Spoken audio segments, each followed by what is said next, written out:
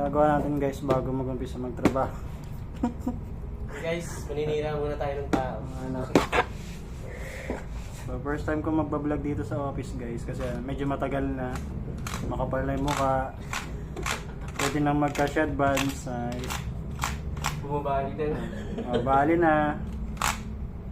Ayun. Nilinis tayo ng keyboard bago mag-umpisa pero ano lang to. Sa video lang to gito. So, ito yung katrabaho natin si ano. Si Marlon. Jimmy Santos. Si ano. Senior Agila guys. Senior Agila. Ito guys, yung jacket na kakulis. Senior Agila yun guys. So, kung hinahanap nyo yung update kay Senior Agila yun, katrabaho ko na po siya ngayon. Wala na guys. Hindi na siya nagkukulto kasi ano, ayaw niya na makulong. Mahina kita doon guys. Ayaw niya na rin mag-asawa na madami. Focus siya sa isa ngayon. Oo, sa isa. So, wala pa ibang katrabaho natin yung mga engineer, yung mga ano, HR natin na /admin/executive assistant. So, huwag nyo munang pakialaman yung trabaho ko, kung ano posisyon ko dito. Hayaan nyo na muna yun. Siya po yung procurement po natin. Procurement department. Hindi yung procurement officer siya yung department mismo. So pag hinanap nyo, saan po ba yung procurement department? Dyan lang po. Sino po hanapin? Hindi, isa na tao doon. Isang tao lang yun guys. Isang tao lang yun. So, pakita ko rin sa inyo yung office namin. Ganda na kami sa... Ganda na kami sa... May sunkiss po. Sunkiss yun Ayan. Hindi siya... Balik tayo mamaya sa vlog. So, kita kits.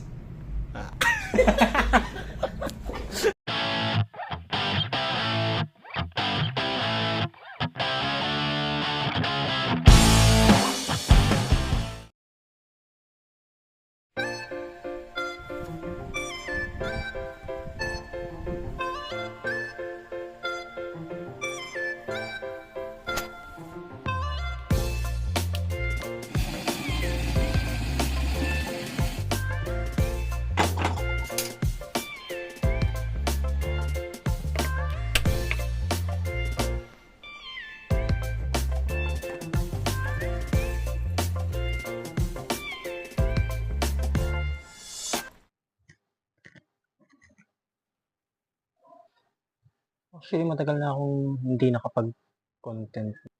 Last upload ko mga 6 months ago pa eh. Tapos hindi pa vlog. Nagkaroon lang siguro ng pahinga. Kasi masyadong na-busy sa mga ibang bagay na hindi ko alam kung may sense o may kwenta ba sa iba. Pero kasi nalala ko syempre yung sarili ko. Mas binigyan ko ng importansya yung sarili ko na bigyan ng panahon na gawin yung mga bagay na masaya akong gawin. Hindi lang siya yung basta gusto ko lang siyang gawin. Yung mga bagay na masaya akong gawin. Pero kung pabalik ako sa pagko-content, na-miss ko mag-upload. Ano kayang content ang pwede nating gawin? So right now, kakagising lang natin at ilang araw na, siguro week na rin, na ito ang umaga ko, hot water lang, walang kape. Kung magkakape man ako siguro sa trabaho na. Kasi nagkaroon ako ng ubo nitong mga nakaraan. No? So parang naging therapy ko na hot water lang muna yung banatan tuwing umaga. At kung mapapansin nyo rin bakit tayo naka-wireless mic. Kailangan ko kasi ng tahimik na ambience. At para magawa ko yung kailangan ko rin syempre na mahinang boses. At para makapag-vlog tayo ng mahinang boses na walang nagagambalang iba. Kailangan natin gumamit ng mga ganitong klase ng mic para kahit mahina lang siya, is marinig nyo. Sa content, siguro, patip subukan kong mag-vlog sa trabaho o habang papasok sa trabaho. Okay, good morning. So tayo ay pupunta ngayon para kuhanin ang card ng ating anak, na which is yung isa sa pinaka gusto kong gawin matagal na, kahit nung bata pa ako. So, papunta tayo ngayon. Sumbong sa magulang, kundi ang Okay, so tapos na tayo kumuha ng card ng ating mga anak. At mamaya na natin siguro pag-uusapan ko anong pinaganda kung bakit ako ang kumuha ng card o pumunta ng school nila. No? So mamaya natin pag-usapan, papasok na tayo sa trabaho. At ito ang dahilan kung bakit tayo papasok sa trabaho. Dahil dito, tingnan mo, hindi ka ba naman mapapatambay sa CR na to, no? Ang ganito kaganda. Kitang-kita mo yung sarili mo.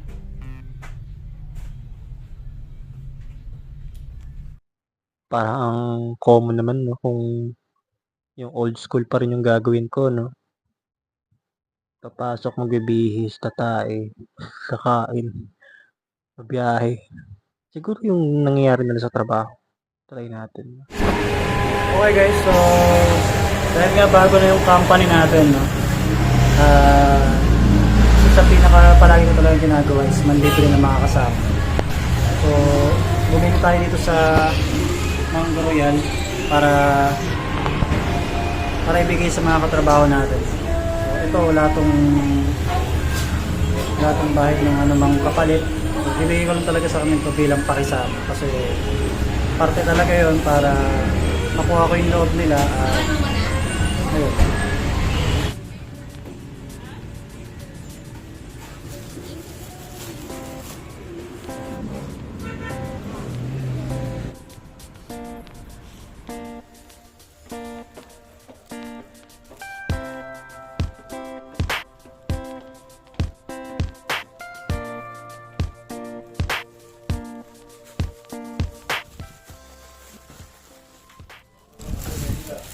Guys. Tama. Surprise!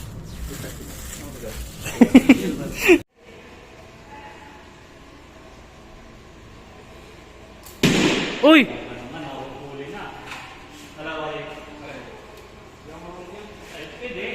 Talaga na.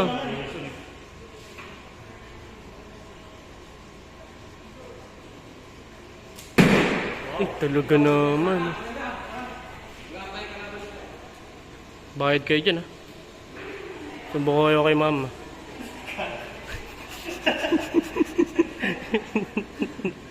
Picture ako kayo. So guys, andito kami ngayon sa bahay ng isa naming katrabaho na magdidiwang ng kanyang ika-unang taon bilang alipin. So kasama natin si paring Marlon. Yes guys, nandito kami ngayon para maging ng happy birthday. Happy birthday! So yun po yung bahay nila. Mangangatok tayo guys. Wala ko makita.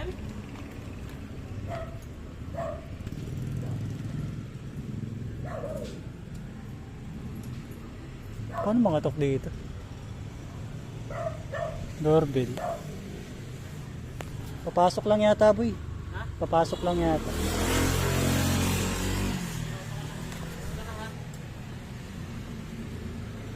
Chat mo na lang sir. Tulang ano pa? Chat mo na lang. Pag may narinig ako, putok ng baril. Baka ibang bahay ito napunta. Baka lumipat na sila eh. Chat niya guys. Andiyan na siya guys. Sumagot na. Sumagot na yung animal. Sumagot na nga naman. Wala tayong opisina, walang galang-galang dito. Oh, bakit? Ano, sir pa rin dito? J-Mart ka ngayon. Teka nga dito eh. Freddy Guzman. Wala, pinalo pa. Nag-explain pa yan. Ay, dati ka? Nag-explain pa yan dun sa ano niya. Kasi under yun eh. Under sa asawa yun eh. Under surveillance. Under surveillance. Wala talaga yung mahina talaga yung lalaki na yun. Hindi mapasunod yung ano niya, yung asawa niya. Palagi na lang ano, kuhaan ba? Palaging inaalila na lang siya, nagpapaalila lang siya talaga. Tapos ngayon mag-celebrate pa siya ng pagiging alipin niya sa Ingenis. Wala talaga. Hindi naman. Hindi pa na sinig. Ayun ba? Ano ba kasi sinabi natin, naririnig ko. Sige. Buhat pala sila. Ay, hindi sila kaya. Hindi pala yung sa kanila. Hindi pala sa kanila yun. Talaga. Sulisit. Shopee, sir. Sulisit po kayo? Apo. Tara, bili mo tayo. Ano? Bili mo tayo. Ayan guys, kasama na namin yung nagbalag ka. Alam ko nagsusulisit eh. Kasama na namin yung kaibigan namin na mag-celebrate ng pagiging alipin. Nakakailang... Isang motor lang kayo? Hindi, ayayakap ako sa kanya.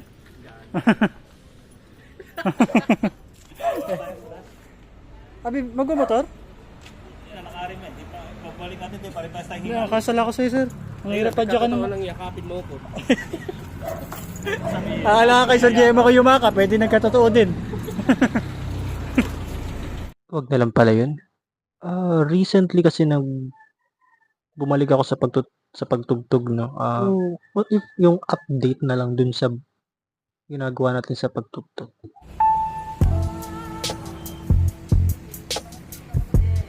Galing naman naman ito. May ano ka na, may advertisement ka, no? For rent. Kaso ano, tatawag sila sa may-ari ng building.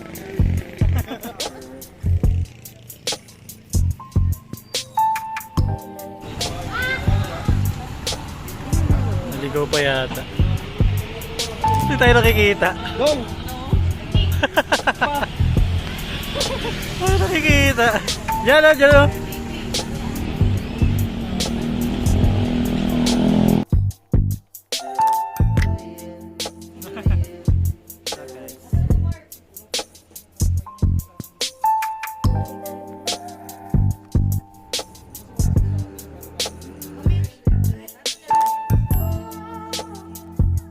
So guys, dito kami ngayon sa studio ni Kenneth. Yun yung may-ari oh. May-ari. Kasi may-ari siya. Siya may-ari kasi may-ari. May-ari ako eh. Soundcheck namin guys yung ano, mga gamit niya. Kung karapat dapat bang sirain. Si Dudong, saka si ano, si Raymond.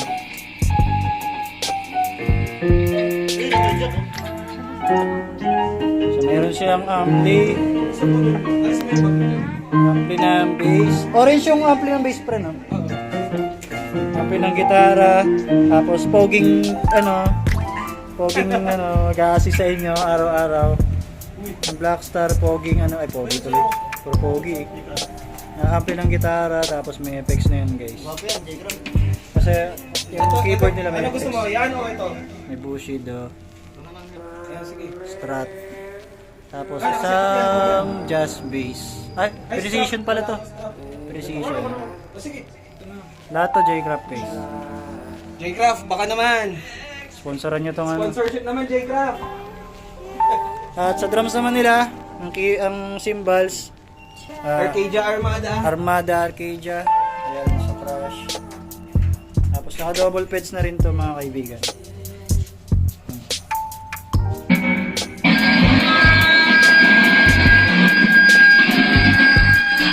Sinira ka agad. Wag na lang siguro yun. Kasi kung pagtugtog kasi medyo common na rin naman eh, no? At wala naman masyadong nanonood ng update mo sa pagtugtog mo. O kung ano man trip mo sa musika, no? Masyado eh. Pero pwede mo rin naman subukan. Hindi naman siguro masama. Siguro susundutan ko na lang pero hindi siya yung pinaka main focus ng content ko siguro na pwedeng gawin. What if mag-podcast tayo? Sa podcast na gagawin natin, ito medyo kakaiba to, no? Dito natin ipapasok siguro yung mga usapan na karaniwang pinag-uusapan o masarap pag-usapan habang nagkakape. Do yung tinitirada ko ngayon hot water pa lang, no? Pwede natin siyang dagdagan ng kulay. Parang ganito. So yung pwede natin pag-usapan na habang nagkakape. Siguro iba yung season natin, no? Pero sana magtuloy-tuloy kasi alam niyo naman ang ugali ko, napaka-inconsistent kong tao. Mabilis akong tamarin kapag mayroong mga malalaking sagabal, no? Sana sa pagkakataong ito hindi naman na tayo magambala ng sobra mga kaartihan ko. So siguro isa rin kasi sa sinusulong ko dito sa lugar namin na which is hindi ko alam kung dapat bang isulong, no? Kasi lumaki ako sa panahon na wala talagang access sa internet. Wala akong pang computer. Walang computer yung pamilya namin, wala kaming pambili rin ng computer, walang cellphone, walang gadget. So, maliit yung chance na makakuha ng mga information. Kaya, nasanay ako talaga sa library. Every after school, dumidiretso talaga ako sa library. Kahit hapunin ako doon, hindi ako pinapagalitan ng mga magulang ko. Hindi ako gumagawa ng assignment. Kahit nung nag-college ako, library talaga yung tambayan ko. Mahilig ako magbasa sa tahimik na lugar. So, hindi naman ako madalas makatapos talaga na sobrang dami ng libro, no?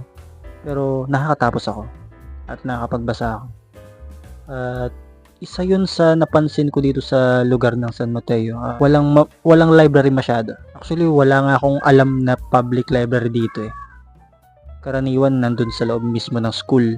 So, paano yung mga batang malayo sa eskwelahan na yun at gustong magbasa, gustong magkaroon ng information na kakailanganin nila na hindi masyadong anong tawag doon, yung kumbaga yung na para talaga sa mga edad nila, no?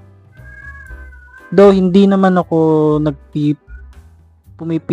nagpipigil na magbasa yung mga bata ng mga kahit hindi dun sa edad nila, na kaya naman talaga na kahit gabayan lang na magulang.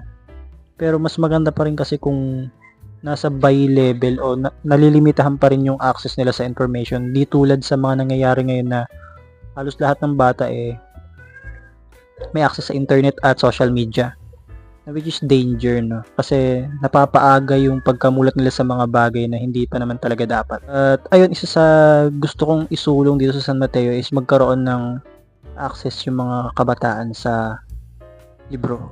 So kung pwede magkaroon ng book nook na which is meron sa SM North, kung pwede magkaroon din ng public library dito. Di ko alam kung mapapakinggan ako o mapapanood ako ng mga LGU dito sa San Mateo. Sana yun magkaroon. At yung podcast na to, isa rin sa parang naging way ko na palaganapin yung art, no? Although di ko alam kung hanggang kailan ko siya may susulong dito sa podcast na to, pero isa yun sa maaaring pwedeng pag-usapan dito sa podcast na to. Hindi siya yung traditional na podcast na umaabot ng oras, no? Kasi medyo saturated na o kumbaga marami na gumagawa ng ganong kahaba. Siguro parang hindi rin antukin. Pero kasi madalas kasi ang podcast ginagawa yan o pinapakinggan yan o pinapanood yan habang nagdadrive ng mga sasakyan. Kaya karaniwan nakikinig ng podcast o nanonood ng podcast may sasakyan. So, maganda siyang gawin para siyang vlog style na maikli lang pero podcast na merong certain topic na isa rin kasi sa kinakapagod ko talaga at nakakaubos ang oras ko is yung pag-edit. Hindi ako kasi talaga sobrang galing mag-edit. Mabagal ako mag-edit. Maliit yung memorya ko pagdating sa creativity, pagdating sa pag-edit ng mga video, no? Hindi ako marunong gumamit Adobe Premiere So karaniwan ginagamit ko is yung mga typical na madadaling gamitin lang na video editing app. Marunong kung tutuusin, pero ayun, kaya mas naisip ko na ganitong kasimpleng content lang ang gawin ko na pwedeng magawa every week o pwedeng araw-araw kung tutuusin, as long as di ako maubusan ng ano. At yung pwesto ko ngayon, pwedeng ito na rin yung pwesto ko, no? Ayun, di ko napapatagalin pa at may pasok pa ako, kailangan ko ubusin tong kape ko at pakape tuloy ako dahil doon sa kagagawan ko. Sana magkita-kita tayo dun sa bagay na yun o sa content na yun, no? At kung hindi nyo magustuhan, wala akong pakialam at joke lang. Pwede kayo mag-comment para sa i-improve kasi palagi ko nga sinasabi sa mga dati kong vlog. See you on my upgraded content next time. So, wala namang problema na magkamali kasi talaga. Ang maganda dun is i-improve mo yung mga mali mong nagawa dun sa mga nakaraan. Mas pagandahin mo yung bagay na ginawa mo ngayon sa darating na mga bukas. So, ayun, di ko na patagalin nga. Kita-kita na lang tayo sa ating content. Please welcome Java Talk.